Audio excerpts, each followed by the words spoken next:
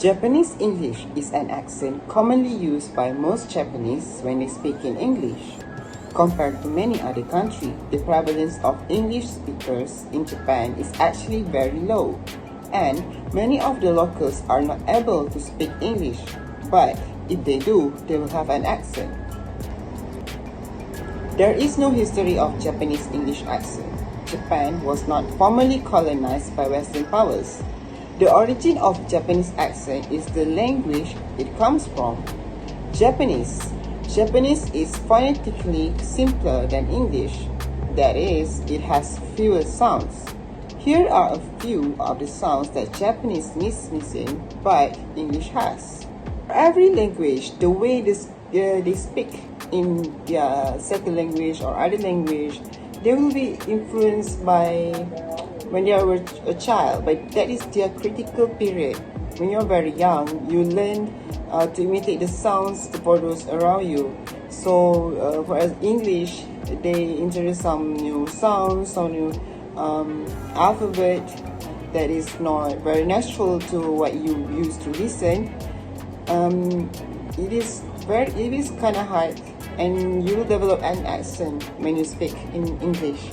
So this is how Japanese English originates from. It is from their own language. It is from because of incapabilities to speak a certain sounds. Move on to the next one. However, in Japan, studies shows that there are no more than 30% of Japanese who can speak English fluently or just stay at beginner level. Japanese are consistent in letting people to learn their culture and language to communicate, but they still acknowledge the fact that English is important for global social. Because of this, they have no choice but to learn English either just for basic social or higher aim. As a country with their own language, English is not used in their daily life, which is why most of Japanese are not familiar with English. Let's say, if a tourist keen to visit, they are expected to learn the Japanese to communicate because Japanese people mostly do not understand English. This is mainly due to the lack of proficiency among the Japanese. The limited range of vocalization employed in the Japanese language is one of the reasons why Japanese have difficulties with English. Even if they are able to acquire English, they still develop certain Japanese accent. Scientifically, the human ear and brain have difficulty distinguishing foreign language pronunciation and nuances unless they are learned in childhood.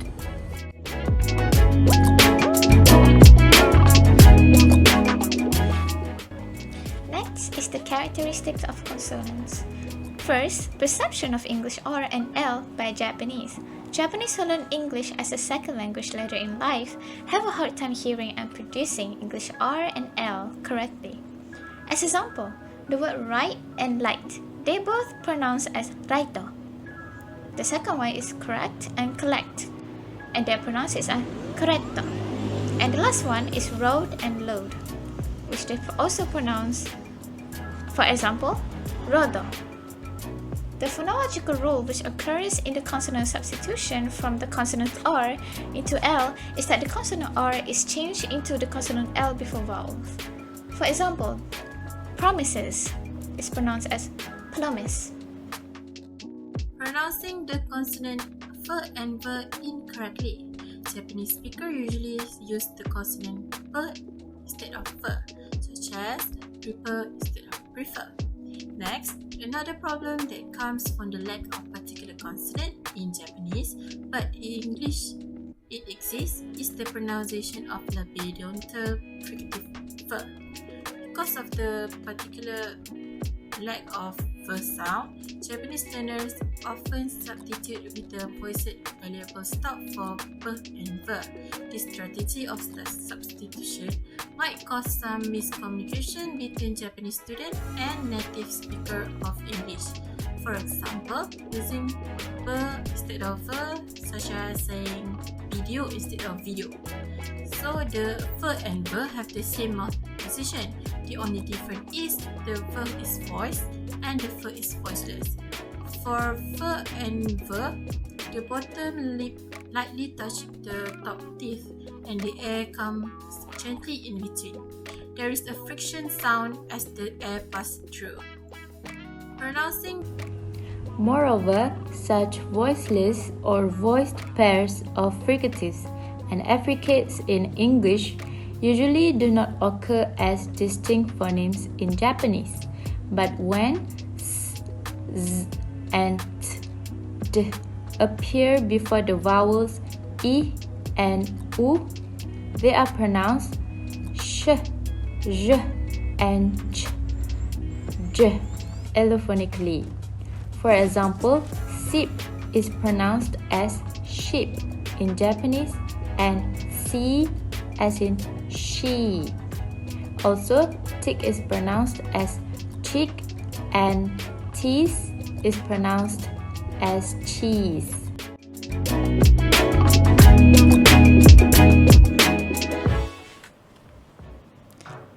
The characteristics of vowel. The first one is the English vowel O. Japanese speakers pronounce the double or diphthong vowel O with a single vowel instead of a double vowel. For example, want. The Japanese speaker will pronounce it as want. This will cause a confusion in conversation whether they wanted to say want or won't. Next is global. They will pronounce it as global. This is because in English, there are almost 4 times as many vowels as there are in Japanese. Characteristic of Japanese English vowel are. There are 4 front vowels in English, whilst in Japanese there are only 2. For example, the word hurt sounds more like heart, and firm is more like farm. The spelling in English for this vowel requires a lot. Because of this, it can be difficult for Japanese speakers to know when to make the sound The cause of pronunciation difficulties such as distinction made by the change of tongue positioning between the 4 front and 5 back vowels are in contrast to making only 2 distinctions on tongue positioning in the front and at the back of the mouth as in Japanese. So it might be difficult to change the pronunciation for Japanese native speaker to pronounce fluently in English if they are speaking Japanese as their mother tongue more than the Japanese speakers who were born in an English-speaking country. Characteristic of Japanese English vowel are. Next, for the characteristic of vowel, Japanese lack of the low front vowel A as present in English. In English, it is written with the letter A, which you usually pronounce with the Japanese vowel A. For example, we pronounce fantastic in English. Meanwhile, for Japanese, we say it as fantastic. Other example is dance. Japanese will say it as dance. In conclusion, Japanese and English are linguistically 2 different languages when it comes to sentence structure, greetings, vocabulary, and writing. These differences will need to be taken into consideration when translating and localizing between the 2 languages, but many of them can be easily understood. So that's all from our group. Thank you for watching.